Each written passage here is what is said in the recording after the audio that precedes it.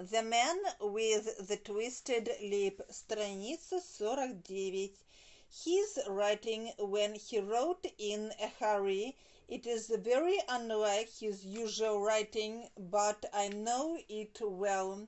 Dearest, do not be frightened. All will come well. There is a huge mistake which it may take some little time to put right. Wait in patience, Neville. Written in pencil upon the leaf of a book, no watermark. Posted today in Gravesend by a man with a dirty finger. And the envelope has been sealed by a person who had been chewing tobacco. And are you sure that it is your husband's hand, madam? Absolutely, Neville wrote those words, and they were posted today at Gravesend. Well, Mrs. St. Clair, the clouds lightened, though I can't say that the danger is over. But he must be alive, Mr. Holmes, unless this is a clever forgery to put us on the wrong scent. The ring, after all, proves nothing. It may have been taken from him. No, it is his own writing. Страница 50. If something evil came upon him, если бы с ним произошло что-то плохое. Very well, it may, however, have been written on Monday and only posted today. That is possible. If so, something may have happened between them. Oh, you must not discourage me, Mr. Holmes. I know that all is well with him. There is such strong sympathy between us that I should know if evil came upon him. On the last day that I saw him, he cut himself in the bedroom. I was in the dining room, but I rushed upstairs immediately because I was sure that something had happened. Do you think that I would react on such a trifle, but wouldn't fear his death? I have seen too much, and I know that the impression of a woman may be more valuable than the logical conclusion, and in this letter you certainly have a very strong piece of evidence to prove your view. But if your husband is alive and able to write letters, why would he be away from you? Страница 51. I cannot imagine. It is unexplainable. And on Monday he said nothing before leaving you, no, and you were surprised to see him in Swindham Lane, very much so. Was the window open? Yes. Then maybe he called you, maybe.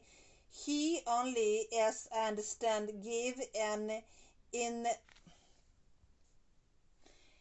inarticulate cry. Yes. A call for help, you thought? Yes. He waved his hands. But it might have been a cry of surprise. He didn't expect to see you, and it might have caused him to throw up his hands. It is possible.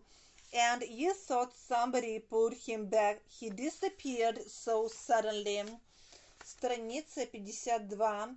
He might have jumped back. You did not see anyone else in the room.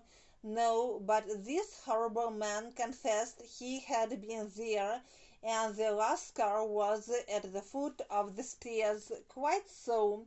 Your husband, as far as you could see, had his ordinary clothes on, but without his collar or tie. I certainly saw it. Had he ever spoken of Swindham Lane? Never.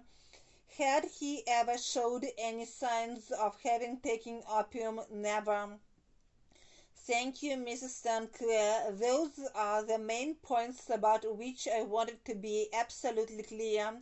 We shall now have a little supper and then go to sleep, because we may have a very busy day tomorrow.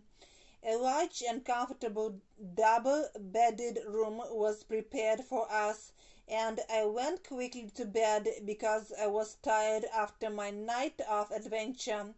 Sherlock Holmes was a man, however, who, when he had an unsolved problem upon his mind, would work for days, страница 53, and even for a week without rest, turning it over, looking at it from every point of view until he had either solved it or understood that he had not had enough facts.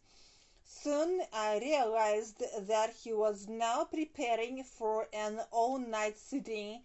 He took off his coat and waistcoat, put on a large blue dressing gown, and then walked about the room, taking pillows from his bed and cushions from the sofa and armchairs. With these he constructed a sort of Eastern divan, upon which he sat cross-legged, with some tobacco and a box of matches laid out in front of him.